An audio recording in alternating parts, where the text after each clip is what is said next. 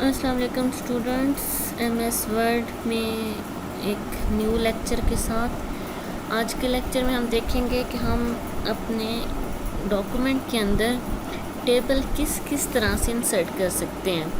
Tables की हमें बहुत जगह पे ज़रूरत पड़ती है, तो टेबल को इंसर्ट करने का आज के लेक्चर में हम मेथड देखेंगे। सबसे पहले हमने यहाँ पे आप देखें तो इस मेन्यू बार में आपको सबसे ऊपर ये जो होती है, हमने पहले भी डिस्कस किया था, ये हमारे पास टाइटल बार होती है और फिर इसके बाद ये मेन्यू बार होती है। मेन्यू बार डिफरेंट किस्म के हैं, जैसे होम सेलेक्ट है तो होम के रेलेवेंट यहाँ पे आपको टूल बार नज़र आ रही है। इसी तरह से हम इंसर्ट पे क्लिक करेंगे तो इंसर्ट पे क्लिक करने से हमें ये एक और टूल बार नज़र आएगी। इसमें से हमने करना क्या है, हम आज जस्ट यही देखने वाले हैं कि टेबल कैसे इंसर्ट करना है।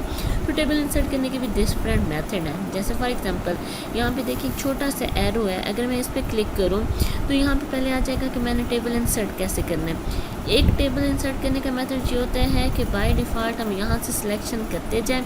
मुझे अगर चाहिए मेरे टेबल के अंदर 2 रोज़, मैंने ये 2 रोज़ सेलेक्ट कर दी, ठीक है, सॉरी 2 कॉलम्स, तो मैंने ये 2 कॉलम्स सेलेक्ट कर दिए, ठीक है। मुझे 3 कॉलम्स चाहिए तो मैंने 3 सेलेक्ट कर दिए, 4 कॉलम चाहिए 4 सेलेक्ट कर दिए। अब रोज़ कितनी चाहिए, मुझे 3 रोज़ चाहिए तो मैं 1 2 3 इस तरह से रोज़ कर दूँगी।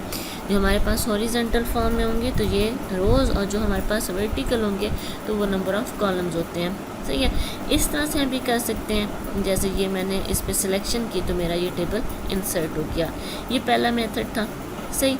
दूसरा मेथड क्या है, दूसरा मेथड ये है कि मैं इसी तरह से इंसर्ट पे क्लिक करूं, टेबल पे जाऊं और यहाँ पे मैं यहाँ से सिलेक्शन करने के बजाय इंसर्ट टेबल पे क्लिक कर दूं, सही है। तो इस तरह का एक डायलॉग बॉक्स मेरे पास ओपन हो जाएगा। इस डायलॉग बॉक्स के अंदर हम ये देखते हैं कि मुझे कितने नंबर ऑफ़ कॉलम्स चाहिए। मैंने अभी आपको जैसे बताया कि ये जो हमारे पास वर्टिकल होते हैं ये हमारे पास कॉलम होते हैं। फॉर एग्ज़ाम्पल मुझे चाहिए 4 कॉलम्स ही चाहिए, तो मैं नंबर ऑफ़ कॉलम्स में क्या लिख दूँगी, 4, ठीक है। फिर नंबर ऑफ़ रोज़ मुझे कितनी चाहिए, नंबर ऑफ़ रोज़ मुझे चाहिए 5 चाहिए, मैंने 5 लिख दिया, ठीक है। तो फिर हम यहाँ पे जब ओके करेंगे तो ये मेरे पास एक टेबल बना हुआ आ गया। ये एक और मेथड। तीसरा मेथड क्या है, तीसरा मेथड हमारे पास टेबल इंसर्ट करने का है कि हम इंसर्ट पे गए, ठीक है, हमने इस पर क्लिक किया और यहाँ पे देखें ये जो ऑप्शन आ रही है ड्रा टेबल, हम इस पर भी क्लिक करके अपना टेबल खुद ड्रा कर सकते हैं। मतलब बाय डिफ़ॉल्ट हमें कोई पसंद नहीं आ रहा तो मैं ख़ुद से एक टेबल करूँगी। इस तरह से एक पेंसिल सी बनी हुई आ जाएगी।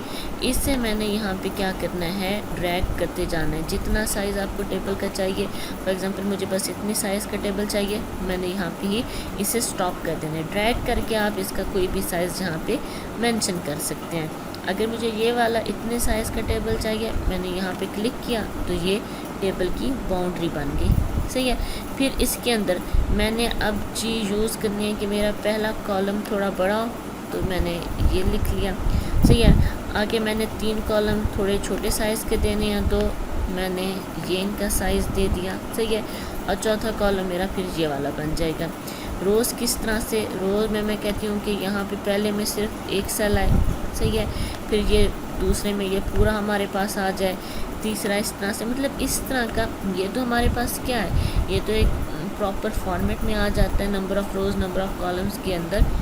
यहाँ पे हमारी मर्ज़ी, हम जिस तरह का भी, जैसे हम प्रैक्टिकल कॉपीज़ के अंदर टेबल बनाते हैं तो हमें कहीं कहीं पे 2 सेल्स को मर्ज करना पड़ता है, कहीं कहीं पे हमें एक सेल को डिवाइड करना पड़ता है। तो उस किस्म की अगर वर्किंग करनी है तो ये बेस्ट मेथड है कि आप अपना टेबल खुद से ही ड्रा करते जाएं। यहाँ पे मैंने एक और टेबल ड्रा कर दिया, ठीक है। इसको मैंने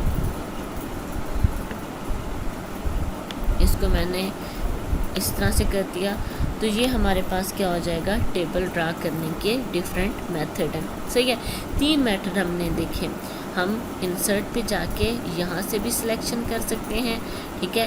हम इसी तरह से यहाँ से भी टेबल में वर्किंग कर सकते हैं, यहाँ से हम खुद से टेबल भी ड्रा कर सकते हैं। ये तो हमारा टेबल ड्रा हो गया। अब इस टेबल को ड्रा करने के बाद हम इस टेबल को मज़ीद किस तरह से इम्प्रूव कर सकते हैं। मैं चाहती हूँ कि मेरे टेबल का जो डिज़ाइन हो वो थोड़ा बेहतर हो, कोई अच्छा उसका लेआउट नज़र आए। तो हम यहाँ पे जाके डिज़ाइन पे क्लिक करेंगे, सही है।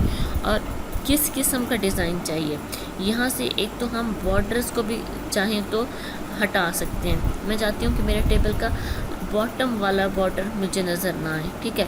तो मैं बॉटम बॉर्डर सेलेक्ट है ना, इसे अनसेलेक्ट कर दूँगी। तो ये देखें मेरे टेबल का है, मतलब जेब बॉक्स काम करेगा लेकिन बॉटम बॉर्डर हमारा हट जाएगा। मैं चाहती हूँ जी ऊपर वाला टॉप बॉर्डर भी हट जाए, ठीक है। तो ये यहाँ से पहले सारा सिलेक्ट करेंगे, ठीक है। सारा सिलेक्ट किया, बॉर्डर पे क्लिक किया और यहाँ से टॉप बॉर्डर को भी अनसेलेक्ट किया, तो ऊपर वाला भी मेरा क्या हो गया, नेक्स्ट हमारे पास मतलब शो नहीं हो रहा बॉर्डर, सही है। इसी तरह से फिर से मैंने इस सारे को सिलेक्ट किया इसी टेबल को, और मैं कहती हूँ लेफ़्ट बॉर्डर भी हट जाए, सही है।